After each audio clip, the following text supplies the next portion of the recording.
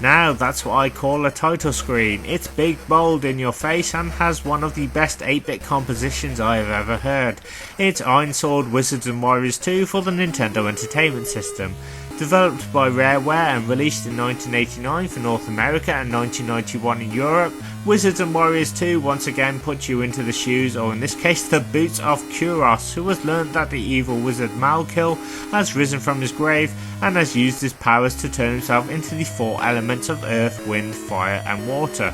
Kuros the Knight must quest across various locations based upon said elements in the land of Sindarin and acquire the necessary spells and weapons to defeat Malkil. In order to do this, the Knight must also appease certain animal gods by finding key items which, when discovered, will allow him to get further through the game. Wizards and Warriors 2 is a platform stroke puzzle game with a sprinkling of RPG elements. Kuros typically works his way through an area by defeating respawning enemies, collecting keys to open chests which hopefully contain new weapons or spells, visits shops to buy items, and must also just try and figure out just what the hell is going on and what to do. Thankfully, all of the areas are relatively small and self-contained, and once you work out the lay of the land, most of the time it's all pretty self-explanatory.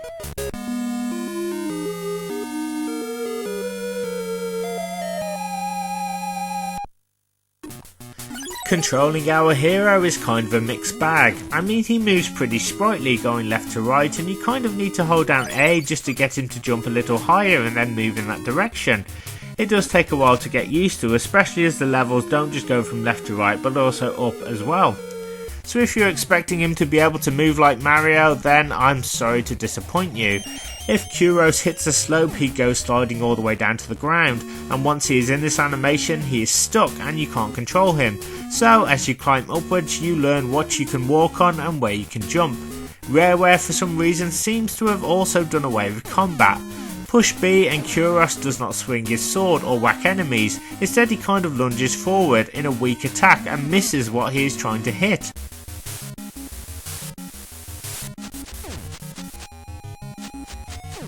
At times it does not seem like he's trying to hit anything at all, and even with the mightiest weapon he just won't use it, and this becomes a real problem, because what really spoils the game for me is the respawning enemies, and you would think that putting in a decent attack would have made sense.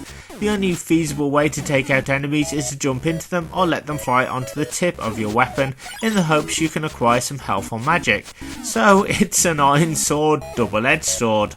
On one hand, the enemies constantly attack you, it's really annoying, but at the same time you need them to try and fill up your health meter or magic meter.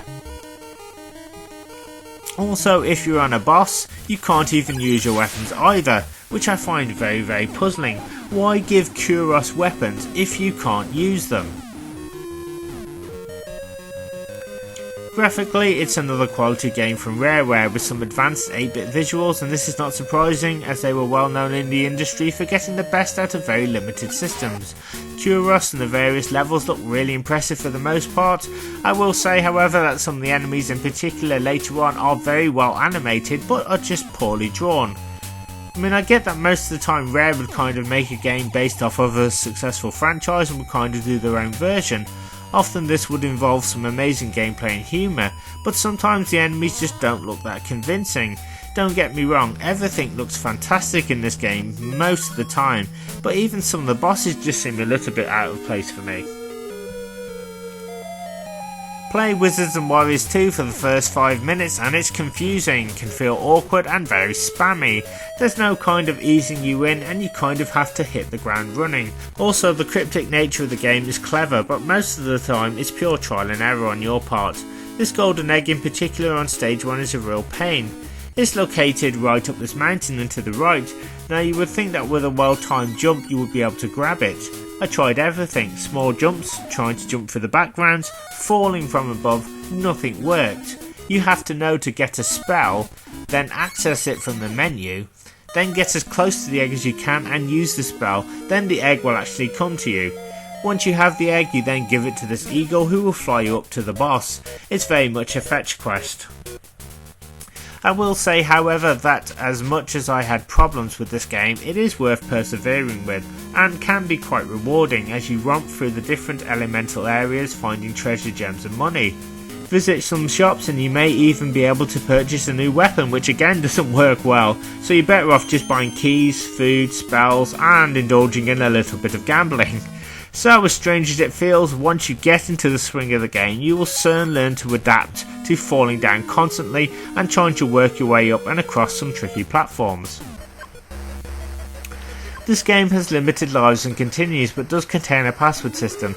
You can press select at almost any point in the game and you will be given a secret code. Given again that you won't get any peace with the respawning enemies and that you also have to try and open treasure chests for important items, you will want to constantly note down passwords as you can get killed off pretty easily in this game. It really has no mercy, and more often than not death occurs when you are trying to make a certain difficult leap. The baddies just crowd you, halting your progress, and poor Kuros is robbed of vital health and items before he's even got started. I mean, I'm all for challenging a video game, but why not just spread the enemies out a bit and at least give Kuros a fair shot without trying to kill him off right away. Despite this, I did kind of enjoy Wizards and Warriors 2. It's a really hard game to describe or even recommend, so I will do my very best. It kind of works as a game. The controls are almost half decent and progression is pretty fast, meaning that it won't take you long to get to the last stage once you know what you are doing. Again, this game does reward you constantly, but I think what might put people off is the relentless nature of falling down all the time. To me, this doesn't make for a fun experience, especially when Kuros is just so underpowered. I mean, why call this game Wizards and Warriors when his weapons again can't really be used? It should have been called IronSword Wizard instead, as 75% of the game requires that you use spells, which actually are a lot more effective, and get this, you can only use spells on bosses, weapons don't work. So I'm kind of scratching my head as to why weapons were included in the first place. If you can somehow deal with these issues, then some enjoyment can be gained from Wizards and Warriors 2. I did enjoy the hidden secret rooms dotted about each stage, and it's not that the game is hard, it's just slightly unstructured and a little too fast moving for me. I would have preferred it if Rare would have done something in the style of Zelda 2 or Simon's Quest. You know, make the world of Sindarin a bit more expansive and have multiple RPG quests on each stage, maybe talk to some townsfolk. In conclusion, Wizards and Warriors 2 does almost work as an NES game. It has that Rareware coat of paint and sheen and decent music from the talented David Wise. I just feel that more should have been implemented in terms of Kuros' ability to use weapons. As I mentioned earlier, he picks them up frequently but never really uses them. I know I'm sounding like a broken record in this review, but this I felt was a wasted opportunity. Also, with the respawning enemies, this game could have used a much better structured levelling up system that would allow Kuros to have more health. Whilst there are health pickups throughout each stage, you'll be taking so much damage that most of the time it's pointless getting them because you'll die all too soon. That being said though, this game can be fun once you get the knack of the controls and does require a bit of patience. It's not the worst NES game I've played, and it is worth looking at only if you can work with the issues I have mentioned, and that's a big if. I just want to say thank you very much for watching my video, and I'll see you next time.